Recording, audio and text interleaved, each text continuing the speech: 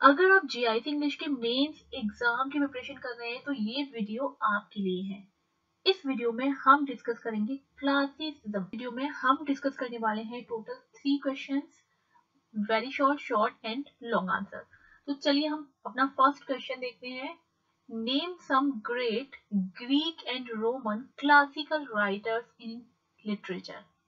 पूछा गया है कि ग्रीक और रोमन कुछ क्लासिकल राइटर्स जो है लिटरेचर में, उनके नेम्स आपको बताने हैं। और मैं आपको बता दूं कि ये सैंपल क्वेश्चन आंसर है जो मैंने अपने तरफ से बनाकर एज अ सैंपल आपके लिए वीडियो मैंने बनाया है। तो आप इन्हीं पर डिपेंड रहें, इससे मिलते जुलते और भी क्वेश्चंस की प्रिपरेशन अपने घर पर करते रहें।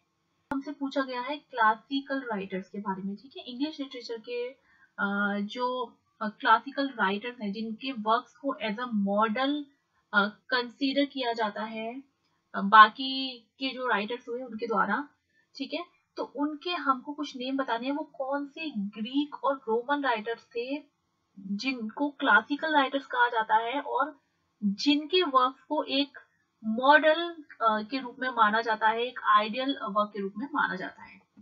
तो यहाँ पे मेन ग्रीक राइटर्स हैं प्लेटो, सोक्रेट्स, एरिस्टोटल, यूरिपाइड्स एंड सोफोकल, ठीक है। ये सभी ग्रीक राइटर्स हैं। The 5th century is considered as the golden age in Greece. Greece की अगर हम बात करें तो ये जो 5th सेंचुरी का टाइम था, ये ग्रीस में गोल्डन एज मानी जाती है because of these writers. The main Roman writers की अगर हम बात करें तो रोमन राइटर्स हैं ओविड है, हॉरेस है, वर्जिल है और सिसरो है। King Augustus was the emperor in 27 CE and his ruling period is known as the Roman imperial period. अब यहाँ पे मैं एक डिफरेंस बता दूं आपको कि देखिए, सबसे पहले अगर हम क्लासिकल राइटर्स की बात करें तो वो है ग्रीक राइटर्स। ग्रीक राइटर्स ने अपनी राइटिंग्स को जैसे लिखा, उन्होंने जो एग्जाम्पल सेट किए उनको रोमन राइटर्स ने अडॉप्ट किया, ठीक है, क्योंकि इनमें ज्यादा फर्क नहीं है। उनकी राइटिंग्स को रोमन राइटर्स ने अडॉप्ट किया और उन्होंने भी उन्हीं उसी तरीके से, उसी स्टाइल में जो वर्क्स हैं उनको लिखना स्टार्ट किया। उसके बाद उनकी स्टाइल को जब उन्होंने अडॉप्ट कर लिया तो लगभग एक जैसा ही लिखते थे। और ये जो पुराने राइटर्स हैं इनको हम ग्रेको रोमन राइटर्स भी कहते हैं, क्लासिकल राइटर्स भी कहते हैं, ठीक है। तो इस तरीके से ग्रीक्स को अपना लिया रोमन्स ने, और वो भी इतने एक्सीलेंट हुए कि उनको भी एज अ मॉडल माना जाता है। That's why they Greek writers and Roman writers दोनों को ही क्लासिकल राइटर्स, क्योंकि उनके वर्क बहुत ही ज्यादा एक्सेप्शनल थे, उनको कंसीडर किया जाता है। अभी हमारा 50 वर्ड्स का आंसर हो गया। नेक्स्ट हम देखते हैं short answer. Right a short note on classical as. Classical as से आप क्या समझते हैं? एक शॉर्ट नोट लिखना है, और वो क्लासिकल एज जो जिनको कि ग्रीक और रोमन राइटर्स की एज माना जाता है। क्योंकि क्लासिसिज्म से कई बार ना स्टूडेंट्स कंफ्यूज भी हो जाते हैं, क्योंकि न्यू क्लासिसिज्म भी है और क्लासिसिज्म भी है, तो कभी कभी थोड़ा सा कंफ्यूजन हो जाता है। तो हम यहाँ पे प्योर क्लासिकल एज की बात कर रहे हैं, the age of Greek and Roman writers. देखिए, ये जो वर्ड है क्लासिक, इसका मीन होता है एक्सीलेंस, मतलब एकदम सर्वश्रेष्ठ, जिसके आगे, जिसके ऊपर कोई और हो ही ना, ठीक है। और artistic quality of high distinction, तो कोई भी ऐसा लिटरेरी वर्क जो अपने आप में बहुत एक्सीलेंट हो, जो जिसकी आर्टिस्टिक क्वालिटी बहुत ज्यादा हाई हो, उसे क्लासिक की कैटेगरी में रखा जाता है। Classical literature means writing of the highest quality. Classical literature का मीन क्या हो गया कि हाईएस्ट क्वालिटी की जो राइटिंग है उसे क्लासिकल लिटरेचर कहा जाता है। Classicism both as an art style and as the first theory of art. चाहे आर्ट में हो चाहे वो लिटरेचर में हो, फर्स्ट थ्योरी हो लिटरेचर की, इसे डिफाइन किया था एंशिएंट ग्रीक्स ने, जो मैंने आपको अभी वेरी शॉर्ट में बताया। एंशिएंट ग्रीक राइटर्स जो थे, इसकी शुरुआत उन्होंने की थी।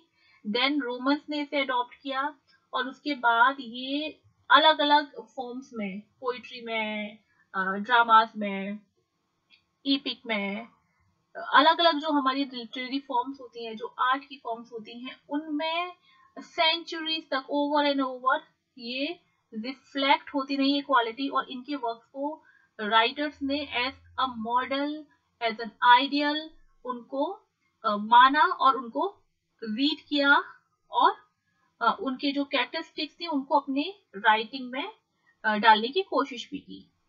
It was a golden age for literature, literature की गोल्डन एज कहा जाता है क्लासिकल एज को, ठीक है, not only for literature but also for the arts.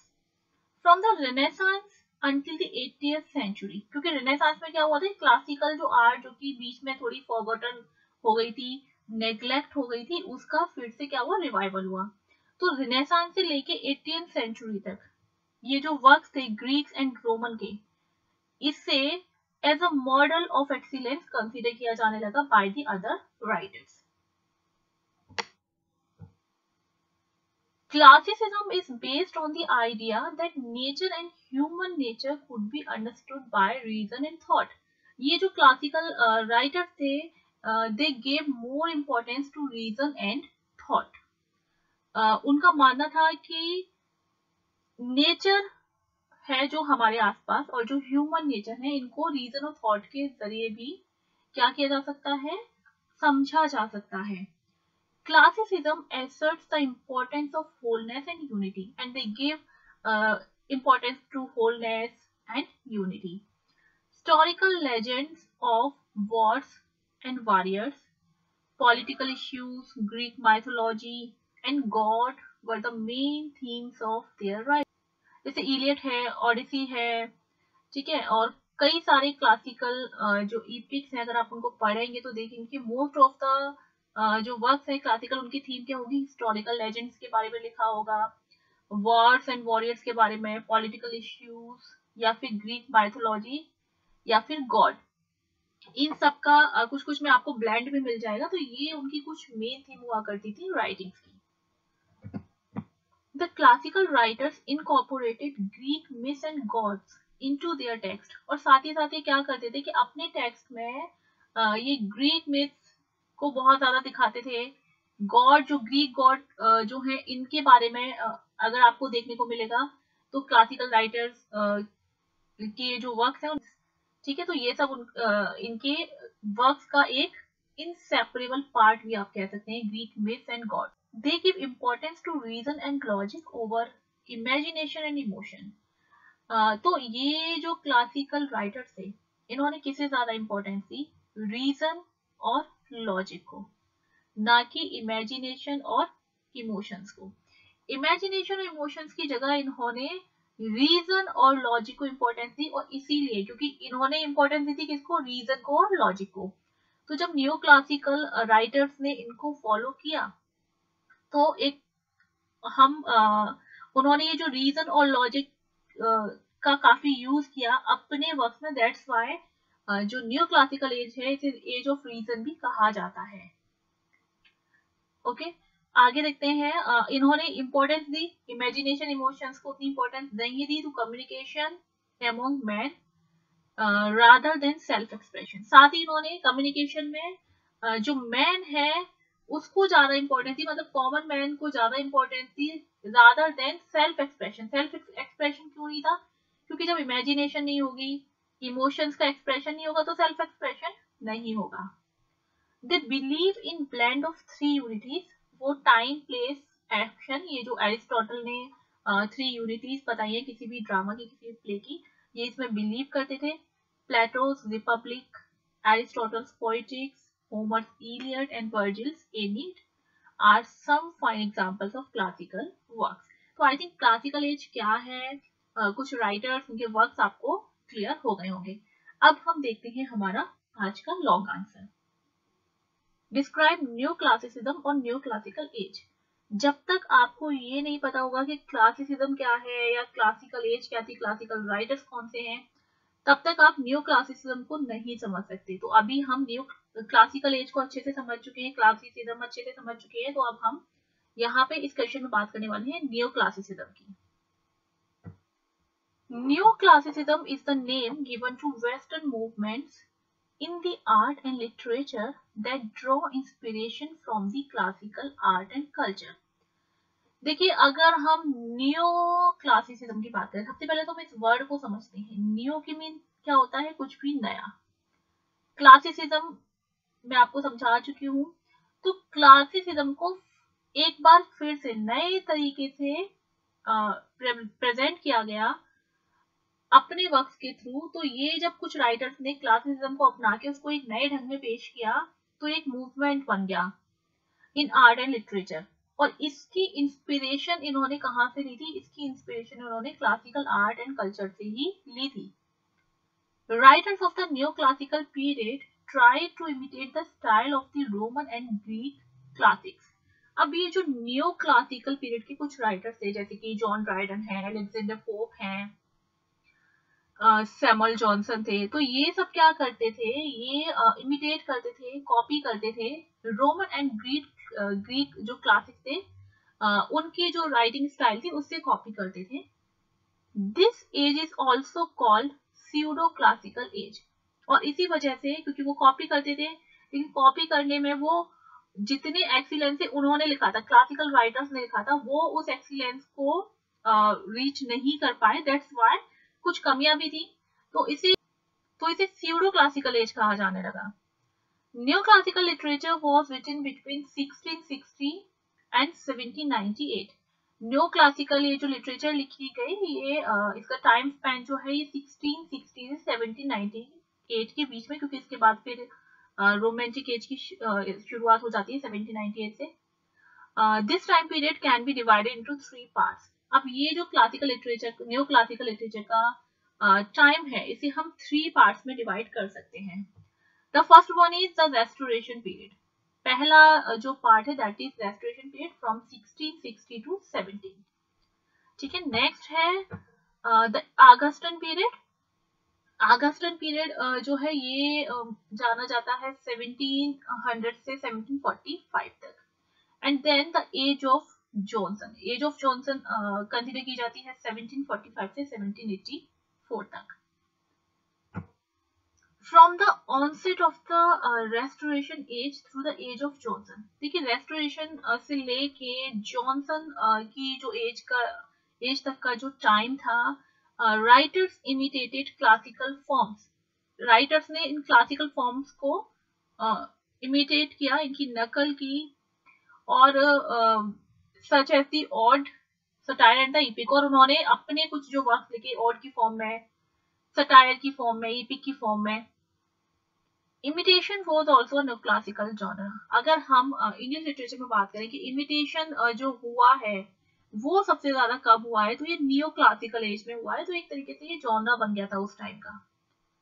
Dryden, Pope, Swift and doctor Johnson are some great new classical writers. ये सभी great new classical writers हैं।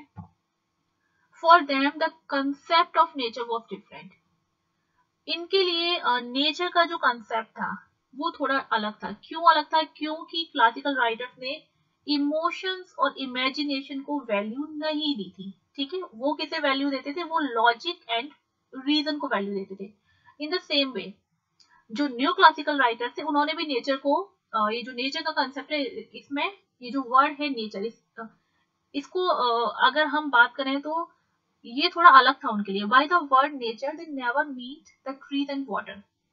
ठीक है, जो हमारी सराउंडिंग होती है जिसे हम नेचर कहते हैं, जैसे ट्रीज है, वाटर मतलब रिवर है, और जो भी नेचुरल एलिमेंट है इनको हम एज अ नेचर कंसीडर करते हैं। But for them it was not nature, but उनके लिए नेचर क्या था?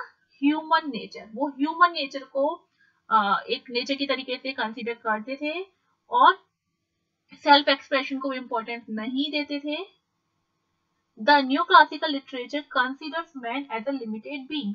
न्यू क्लासिकल लिटरेचर जो है ये मैन को as a limited being, limited power के रूप में जो है पोर्ट्रे करती है। Many satires and works of the period attack the man for his pride and advise him to remain content with his limited power of knowledge। अब देखिए, बहुत सारे सटायर्स लिखे गए इस टाइम पे, जैसे कि रेप ऑफ द लॉक का हम एग्जांपल ले लेते हैं। ठीक है, तो ये इसमें जो अलेक्जेंडर पोप हैं वो एक मोरल देने की कोशिश कर रहे हैं। What he is trying to say, वो बताना चाह रहे हैं कि इंसान को जो है बहुत ज्यादा प्राइड में नहीं रहना चाहिए। The moral of rape of the lock is this कि ह्यूमन ब्यूटी जो है that is vain and the real beauty lies in one inner soul और मेरिट। तो जो रियल ब्यूटी है वो हमारे इनर सोल में हमारे जो मेरिट्स हैं उनसे उनसे पता चलती है। तो क्लासिकल न्यू क्लासिकल ये जो राइटर्स थे ये अटैक करते थे किस चीज के ऊपर, लोगों की जो झूठा घमंड दिखावा होता है इस पर अटैक करते थे and advise him to remain content. और साथ ही वो अपने वर्क्स के थ्रू उनको एडवाइस करने की कोशिश करते थे कि जो कुछ भी उनके पास लिमिटेड नॉलेज है, लिमिटेड पावर है, उसके साथ वो कैसे रहे, कंटेंट रहे, खुश रहें या संतुष्ट रहें। New classical writers invented new words, काफी सारे न्यू वर्ड्स इन्वेंट किए गए। Complex bodily metaphysical language such as Shakespeare used in his major tragedies was clarified and simplified। जैसे कि शेक्सपियर जो मेटाफिजिकल लैंग्वेज यूज करते थे बहुत ही भारी भरकम, तो इन्होंने अपनी ट्रेजेडीज में थोड़ा उसको सिंपल कर दिया, सिंपल लैंग्वेज का यूज किया। Didacticism can also be noticed in their work. अपने वर्क्स के थ्रू हमेशा ये जो राइटर्स हैं ये क्या करते थे, ये एक मोरल मैसेज देने के ट्राई करते थे अपने वर्क्स के। वो डायरेक्टिज्म का यूज करते थे टू इन्फॉर्म और to instruct the reader specially in moral और पॉलिटिकल लेसन। ठीक है, तो in the use of allusions, strict meter and rhyme and heroic couplet are some other elements of neoclassical writing। allusion का काफी use आपको न्यूक्लासिकल writing में दिखेगा। अब देखिए ये जो वर्ड है allusion, इसका मीन क्या है। allusion जैसे कि फॉर एग्जाम्पल हम शेक्सपियर के मैकबेथ का एग्जाम्पल ले लें और हम किसी को बोलते हैं कि सपोज मैं कोई बुक लिख रही हूँ, कोई अपनी कहानी लिख रही हूँ, उसमें मैं बोलती हूँ कि don't be a lady Macbeth, right. तो यहाँ पे मैं अल्यूजन दे रही हूँ, अल्यूजन दे रही हूँ कैसे, शेक्सपियर का जो मैकबेथ है उस वहां से मैं अल्यूजन, वो जो कैरेक्टर है लेडी मैकबेथ, तो यहाँ पे मैं उसको ऐसा अल्यूजन यूज कर रही हूँ कि don't be a lady Macbeth, that means I want to say कि तुम्हारी जो क्वालिटीज है वो कैसी है, लेडी मैकबेथ की जैसी है, तो वैसा मत बनो, राइट। तो ये हो गया allusion. Stick metre and rhyme उनके जो राइटिंग स्टाइल उसमें देखने को मिलेगी। हीरोइक कपलेट में बहुत ज्यादा लिखा गया है। तो ये कुछ अदर एलिमेंट्स हैं न्यू क्लासिकल राइटिंग्स के। जॉन ड्राइडन का an essay on dramatic poesy, Alexander Pope का rape of the lock, Jonathan Swift का the battle of the book and Samuel Richardson की पामेला, ये कुछ बहुत ही वेल नोन इम्पोर्टेंट और पॉपुलर वर्क्स हैं न्यू क्लासिकल एज के। तो फ्रेंड्स आई होप कि इस वीडियो में काफी कुछ आपको सीखने को मिला होगा। दूसरी बात मैं आपको बताना चाहूंगी कि क्लासिसिज्म और न्यू क्लासिसिज्म के ऊपर मैंने ऑलरेडी वीडियोस बनाए हुए हैं, उनके लिंक्स मैं आपको डिस्क्रिप्शन में दे दूंगी। If you want to learn these things in detail then you can watch those videos। और मैंने इन पे 100 questions भी बनाए हुए हैं। if you want to watch them then you can directly go to the link, then you can watch these videos। so thank you so much for watching। आज के लिए इतना ही, मिलते हैं नेक्स्ट वीडियो में।